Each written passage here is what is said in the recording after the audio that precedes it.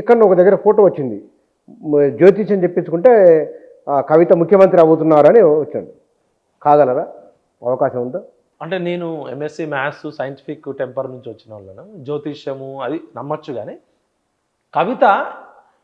కవిత గారు అంటే ఆ ప్రస్తావన కేటీఆర్ గారితో కవిత గారితో హరీష్ గారితో పోల్చుకుంటే తను ఏమనుకుంటుంది అంటే కేసీఆర్ గారి తర్వాత నేనే ఆ లక్షణాలు నాకు ఎక్కువ ఉన్నాయి అని తనను తాను బలంగా నమ్ముతుంది. ఓకే, వీళ్ళు మగవాళ్ళు అయినంత మాత్రాన నాకేం తక్కువ కాదు. ఎందుకంటే ఒకరోజు నేను కవిత గారు కారులో వెళ్తున్నాం, విఠల్ చూడు ఇలా నాన్నగారి పేరు పక్కన నా ఫోటో వచ్చిందని ఏదో జాగృతి ఫంక్షన్ వచ్చింది, అక్కడ కేసీఆర్ గారిది వచ్చింది, రెండు ఈక్వల్గా ఈనాడులో బ్యానర్ ఐటమ్స్ వచ్చినాయి.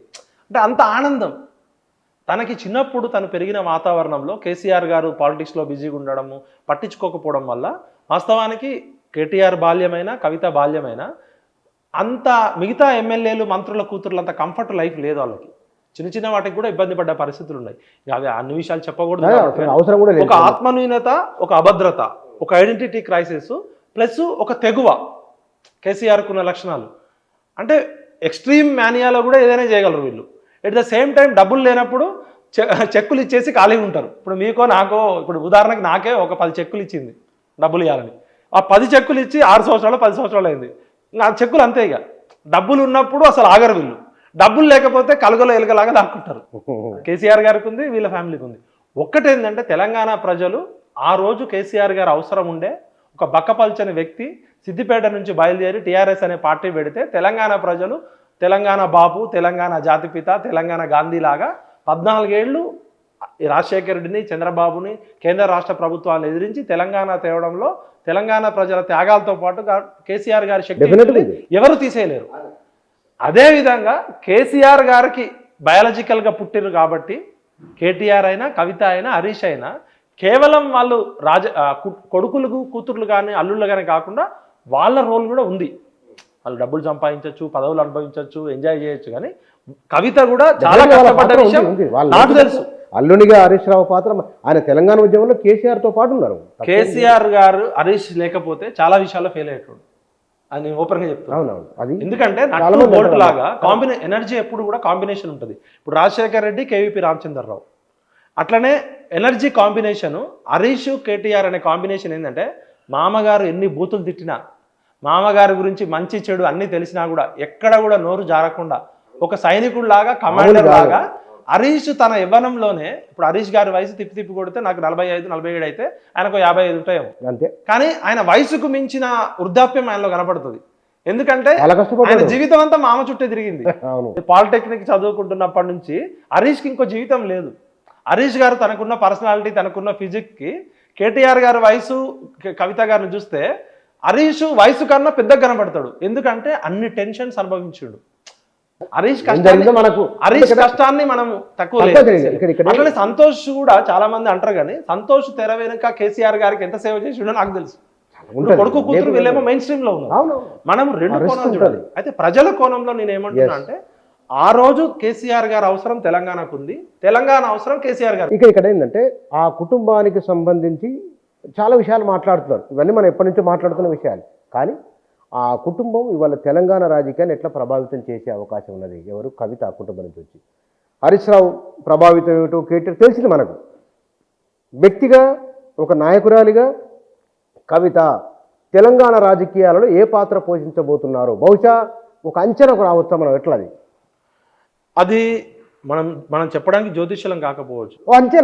అంచనా అయితే ఆమె ఈ ముగ్గురితో పోలిస్తే సమర్థురాలే. హరీష్, కేటీఆర్, కవిత ముగ్గురు కూడా కేపబుల్ ఉన్నోళ్ళే. కానీ సామాజిక, రాజకీయ, ఆర్థిక పరిస్థితులని, ప్రజల మనోభావాలని అర్థం చేసుకు నాయకుడు ఎప్పుడు కూడా కాలమాన పరిస్థితులకు అనుగుణంగా, ప్రజల మనోభావాలకు అనుగుణంగా కేసీఆర్ గారు స్టెప్పులు వేసేవాళ్ళు.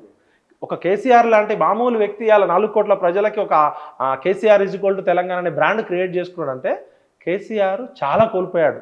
14 సంవత్సరంలో ప్రాణాలకు తెగించి నయీం గ్యాంగ్ చంపుతామని చెప్తే కూడా ఆయన దిగిండు. ఆ రోజు రాజశేఖర రెడ్డి ఒకవైపు, చంద్రబాబు నాయుడు ఒకవైపు, ఆంధ్ర లాబీ ఒకవైపు, లైఫ్ థ్రెట్ కూడా ఉండే. అటువంటి సమయంలో తెలంగాణ సమాజం కేసీఆర్కి అండగా ఉంది. కేసీఆర్ గారు కూడా ఎన్ని తప్పులు చేసినా తెలంగాణ వాదాన్ని వదిలిపెట్టలేదు. మరి అంత పట్టుదల, సన్ ఆఫ్ ద బాస్ వేరు, బాస్ వేరు. ఇప్పుడు కేసీఆర్ గారికి వచ్చినంత ఆదరణ ఈ ముగ్గురులో ఎవరికి ఎప్పటికీ రాదు, అది గుర్తుపెట్టుకోండి. కేసీఆర్ ఈజ్ కేసీఆర్. అప్పుడున్న టైం అట్లాంటిది.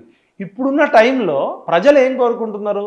ఎస్సీ ఎస్టీ బీసీలు సామాజికంగా నష్టపోయినరు, ఆర్థికంగా తెలంగాణ రావడం వల్ల రెడ్లు వెలమలు మాత్రమే బాగుపడ్డారు తప్ప ఎస్సీ ఎస్టీ బీసీలు పేద ప్రజల జీవితాల్లో మార్పు రాలేదనేది అది వాస్తవ పరిస్థితి. అది కవిత గారు కూడా చెప్తున్నారు. మరి లీడర్షిప్ ఎక్కడి నుంచి రావాలి? సామాజిక తెలంగాణ, ఇప్పుడు భౌగోళిక తెలంగాణ అయిపోయింది, సామాజిక తెలంగాణకి లీడర్షిప్ ఎక్కడి నుంచి రావాలి?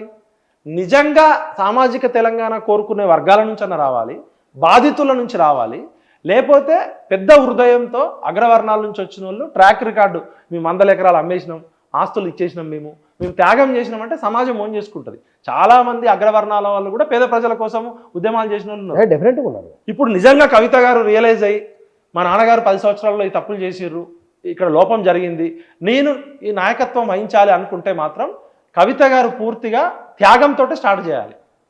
ఆమెకున్న ఆస్తులు కావచ్చు, ఆమెకున్న పదవులు కావచ్చు, ఆమెకున్న కంఫర్ట్ లైఫ్ కావచ్చు. ఇలా కవిత గారు, కేటీఆర్ గారు, కేసీఆర్ గారు అనుభవిస్తున్న జీవితము తెలంగాణ ప్రజలు ఇంకో 1000 ఏళ్ళైనా అనుభవించలేరు. అంత లగ్జరియస్ లైఫ్ గడుపుతున్నారు. ఇబ్బంది పడ్డ రోజులు ఇబ్బంది పడ్డారు.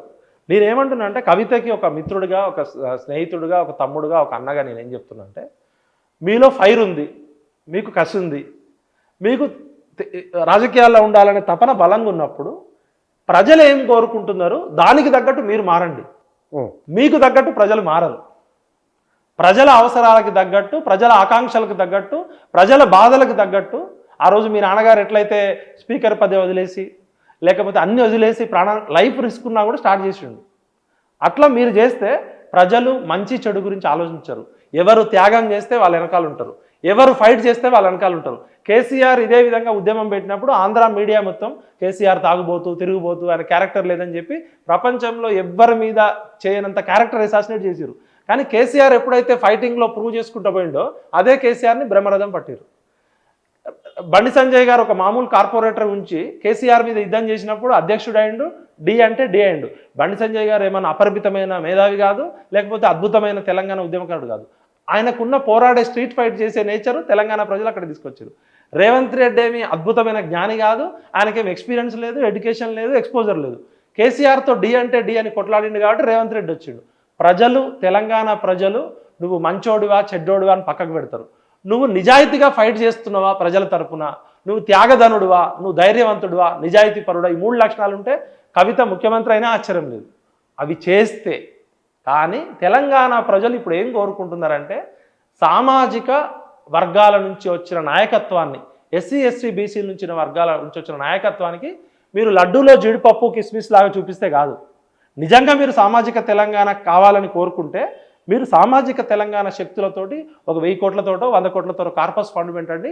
ఉన్న ప్రతి కులాన్ని గుర్తించండి. ఇవాళ బీసీలలో 136 కులాలు ఉన్నాయి, ఎస్సీలలో ఒక 40-50 కులాలు ఉన్నాయి, ఎస్టీలలో కులాలు ఉన్నాయి. అందరినీ గుర్తించి లీడర్షిప్ వాళ్ళకి ఇవ్వండి. మీరే లీడర్షిప్ వహించడం కాదు. దళితుడిని ముఖ్యమంత్రి చేస్తా అని చెప్పారు, దళితుడిని ముఖ్యమంత్రి చేయలేదు. ఈ కవిత ఆర్థిక అసమానతలు ఎందుకు వచ్చినాయి దానికి కేసీఆర్ గారు కారణమైతే కేసీఆర్ గారి మీద అవసరమైతే తిరుగుబాటు జెండా ఎగిరేయాలి. ఇవి మీ రాజకీయ అవసరాల కోసము, బ్లాక్మెయిల్ కోసము, మీ వాటాల కోటాల కోసం కొట్లాడితే షర్మిల పరిస్థితి ఏమైంది? షర్మిల కూడా ఫైట్ ఏంది?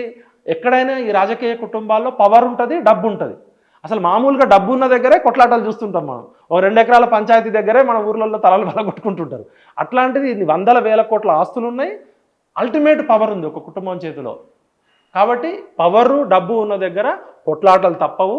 వాటాల కొట్లాటల్లో తెలంగాణ ప్రజలకు ఏం లాభం అనేది చూడాలి.